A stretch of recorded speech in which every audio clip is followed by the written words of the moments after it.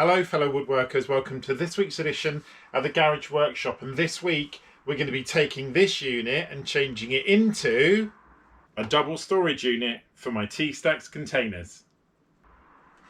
Let's get building!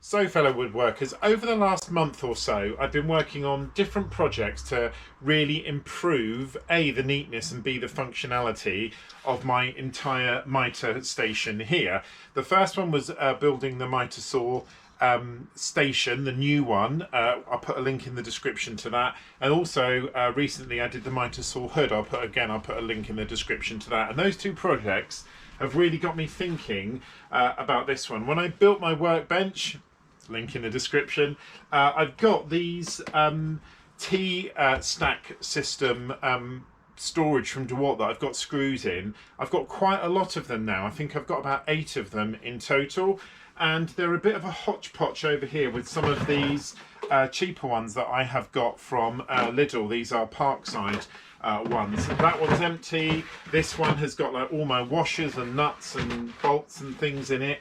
So what I want to do is redevelop this area a little bit to have a bigger storage unit which has got both bits in it. So I can put all of these bits in it, and I can put all of the ones that are on my workbench, so I'm then taking them out of my workbench. So the plan is to redesign this unit and make something that's bigger, that fits more of the gap. Now, allied to that, I don't want to leave it just sitting on the bench. I'm actually going to build like a little plinth for it to sit on so that it's raised up a little bit. I don't want it flat, because I do at some point want to reinstate a track so I can have a stop block, a more effective stop block. So at the moment the plan is to raise this up, which then will mean it coming in front of that cupboard there. So I've got to juggle quite a few things here, but I've got a design, and I've started with a really basic layout, which I'll show you now.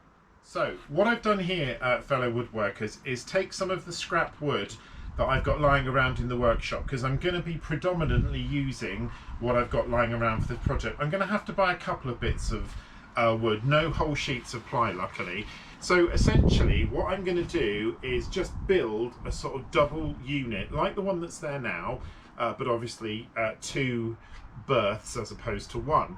And I'm not going to use routing or anything like that for the shelving, which is what I've done there. It's a good system, don't get me wrong, but for this I want to have flexibility that at any point I can think, actually I'm just going to take that out, or I'm just going to change it. So what I'm going to do is use pieces of MDF, a bit like you do when you put drawer slides in and you're building a cabinet as a spacer.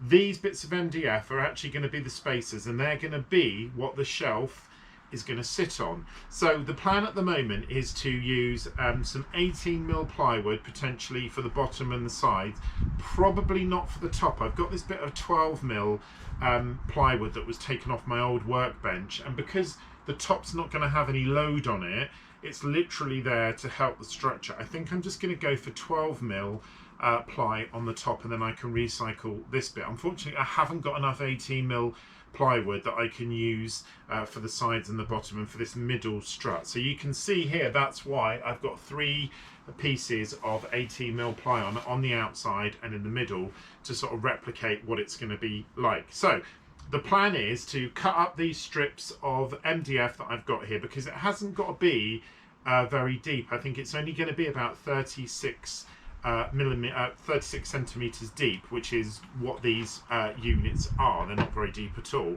So I'm going to have a sort of smaller unit, but as I said, it is going to be raised up, which is going to bring it up a little bit more. Now this piece of wood at the bottom and the top is just going to be over 1 meter. So when you take off these bits of ply, these bits of MDF, these ones are 12mm each. So when you take those off, actually it makes the span a lot less on the shelves, so I think the shelf should maintain the rigidity. And at the moment I've just got 12mm ply in that unit, and it's had some really heavy T-Stacks on it, and it hasn't been a problem. So the plan now is to create the outside sort of carcass first, not put the top on, do the two sides and the bottom, and then from that I can start cutting up the MDF. Now, I don't have that piece of wood, so I'm just going to make a pop down to my local big box store, who I'm not friends with at the moment, and pick up a piece. So the key part for this project, the key theme, was precision. And unlike some of my other videos, you're going to see a lot of measuring, double checking of measuring, and making sure I got absolutely everything spot on, because A, I didn't want to waste the wood, and B, I wanted this to be the sort of best cabinet that I've made since I've had the garage workshop. Luckily, the wood, the soft plywood I got was in really, really good condition. So all of the edges were still factory edges, which, as you'll know, really makes a massive difference. I did a cut with my plunge saw there, and I got a little bit of a raggedy edge, which for me is quite unusual. And I'm wondering whether it might be time to look at the blade on my plunge saw to see if it might need, you know, changing. It might have got a bit blunt. I've also cracked the plastic connector on my Parkside saw, so I'm also fighting with a little bit of masking tape. So in the end, I just abandoned it. So this was me cutting up the length, both the top and the bottom of the bits of plywood. And again, precision, really key. You'll see it quite often in here, but I did check every sort of measurement with my tape just to make sure. Next thing was to just offer it up in the side. You can see just sort of on the right hand side of the picture there, I just clamped it up to make sure that I got the middle measurement, which is where the sort of central strut is going to sit.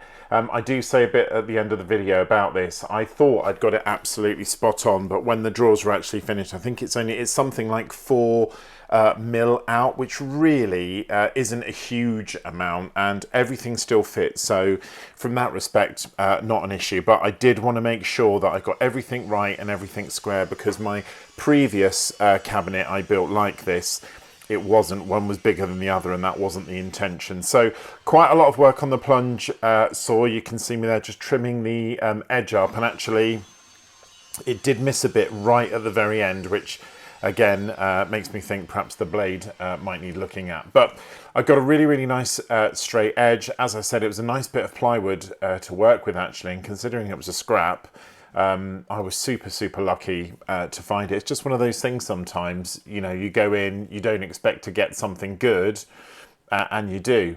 Next thing was to run it through the table saw to make sure that I've got the sides the correct height and depth, and then a good old pocket hole fest. All of those pieces of wood needed pocket holes. Now I'm going to admit here, I went to town a little bit on the pocket holes, and there were some reasons that I did that. Number one, I was conscious of the fact I was only using 18mm ply, and I would have to use smaller pocket hole screws than I normally would, so I wanted more of them.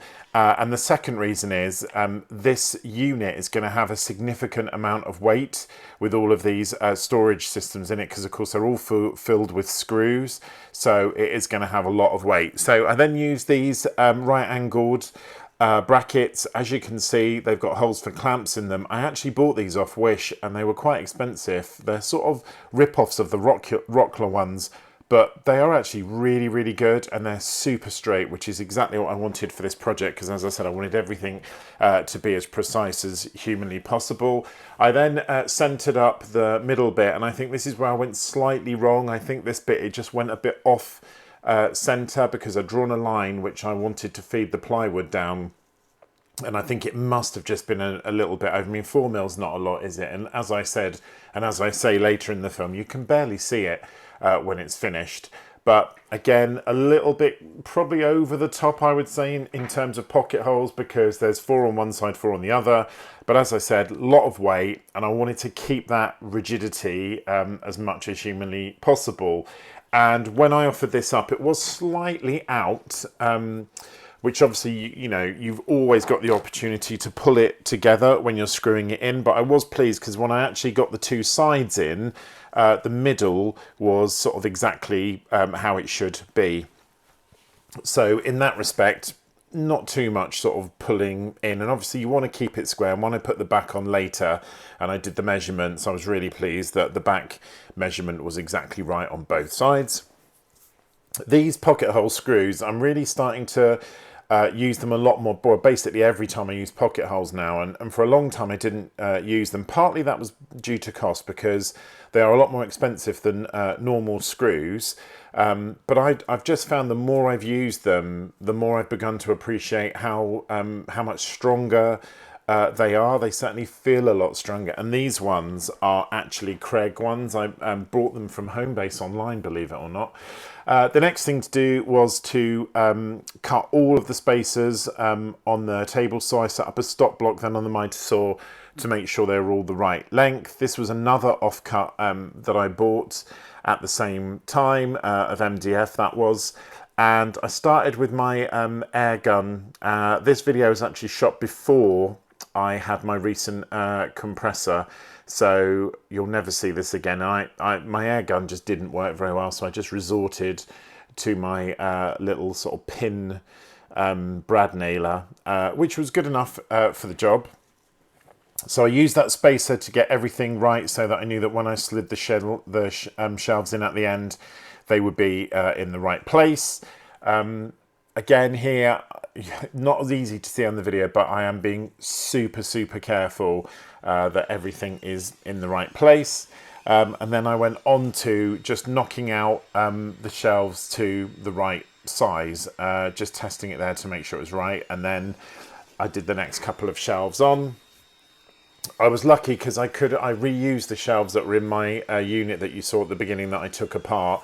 All of those shelves I could reuse. They needed trimming, which is what you can see there, but at least I could reuse them. It was good. And obviously the piece of plywood that I'm going to put in at the back is like the backstop to stop those shelves sliding out backwards. And when I come to do the strip, however I do that at the front, obviously that will keep them in from the front. But I offered up some of the T-Stacks just to make sure they fit, and they all did, until I got to the bottom one, which was a little bit of a concern because basically it wouldn't fit in, which you can see spending a lot of time looking at it.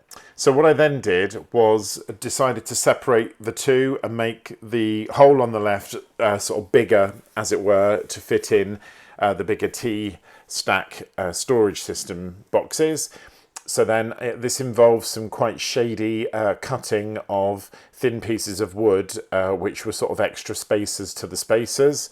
And I've got a little glue pot there. I'm not sure if I mentioned it in any of my videos. I bought it when I was in the States, not the recent trip, the one before. It's absolutely brilliant, that little glue pot. Highly recommend you getting one if you get the opportunity. I know you can buy them over here. Really good. The glue never dries up. The nozzle never seems to dry up either. So really pleased with that. So I've just literally just raised the height, which does mean I don't get as many in, but it also means I've got space on top for my bigger Lidl containers, which you'll see in a minute. So now I've got all the thinner T-Stacks down one side with a bigger gap at the top. And then on the other side, I could fit all the larger, because they're not double the height, those T-Stacks. They're sort of 1.5 or 1 3/4, I should say. So I got all of those in, and it did leave me with 2 gaps at the top. I have a little bit of a configuration fiddle there, but then I decided to take this off, these 2 pieces off at the top, and with those off, I could fit in the 2 bigger containers that you can see at the top there. And these have got things in like bolts, washers, all those sort of general things that you quite often use. I could have just left it for a T-Stack, and I might still do that, who knows. Then measured the back, and as I said earlier, this is the bit where I was particularly pleased, because I got the unit right, because it was exactly the same measurement as top and bottom. I then got a very dusty piece of MDF that also came from B&Q in the same haul. And I've got to give a shout out to my little Toyota. I got all of this wood in there. I mean, I don't know how. It was very uncomfortable drive home, but I did get it all in. So then I offered it up, and here I was very, very careful how I did this. I didn't go mad. I pre-drilled and screwed in all of the screws, but on the edges in particular, I had to be really careful that I didn't catch the pocket hole screws that were on the inside. So I started off by doing the sort of the key outside screws, just to make sure it was exactly in the middle, and then I went around on the inside and sort of filled in. I didn't go mad, and I deliberately didn't pin this in because I want to have the ability to take this apart somewhere in the future should I need to, which is why I didn't put loads and loads of screws in it. What you saw me do there was just take the line measure down the middle so that I could screw in behind. The next thing I did was offer it up, and as you can see, it fitted absolutely perfectly into the gap I had, which I was really, really pleased about. The whole build actually went really smoothly. Okay, so fellow woodworkers, as you can see, the T-Trax storage is complete. I have to say, I'm really pleased with it. There's a couple of things that I'll point your attention to. Number one, these aren't exactly even. There's about a 4mm gap. This side is 4mm bigger than this side, which I'm not quite sure how that happened, because I was incredibly careful, as you'll have seen in the video, with how I measured it up. I'm not quite sure, but everything is square, and actually the difference, you can barely see it, and when you put the T-Trax units in, you can barely see the difference.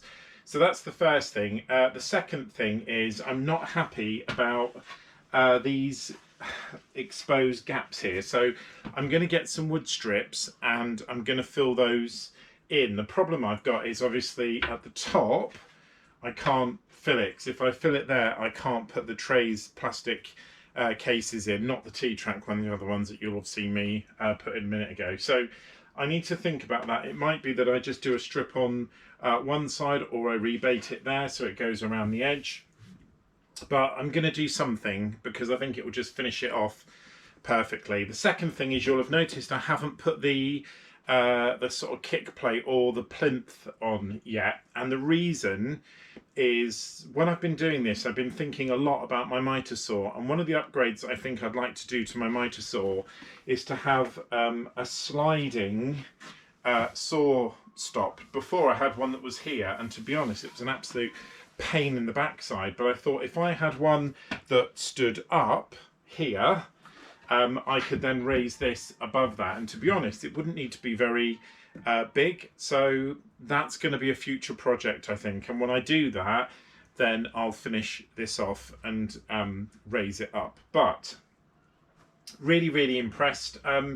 As you will have seen from the beginning of the video, I originally planned to do this from a piece of plywood that I found that I got off the workbench that I recycled, but a trip to B&Q, which if you're watching in the States is the equivalent of Home Depot, a trip to B&Q, and I found these fantastic pieces of soft plywood, and they were in the offcuts, on the offcut trolley, and I paid £17 for all of the pieces that you've seen me use in this video, when, if you bear in mind, a single like half sheet, or it's not even a half sheet, a single sort of third sheet is something like £19, I think it is, something like that.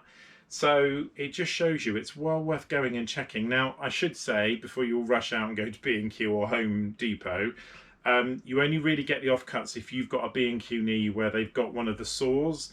I've got one near me, the closest one to where I live, and that hasn't got a saw. So you have to go to one where, you know, obviously they've got the saw and they've got the cutting off. But well worth. I mean, I got there very early in the morning and I got a bargain on the wood, which has made this even better. So overall, I'm really, really pleased with how it looks, really functional. And I've actually achieved something of quite a high level of quality, in my opinion, which is exactly what I wanted, because obviously it is there front and center, and you know, it's on show, as it were. So the next project, I think, is going to be to make the saw stop, and then I can make the plinth to raise it up on, and I'll have a better idea then about how big to make it. But overall, really, really pleased. I hope you've enjoyed the video. thank you so much for watching. If this is your first time at the Garage Workshop, please can I ask you to subscribe, like and comment. It really helps the YouTube algorithm. If you are a regular viewer, thank you so much for your ongoing support. It really means a lot. And also don't forget to like and comment. And in the comments, just drop a link if you've managed to get some really good recycled bargains from B&Q or another store. I'd just be interested to know whether I'm just lucky or whether it's something that happens all over the country. So thank you very much for watching, as I said, and I'll catch you on next week's video. Take care, fellow woodworkers.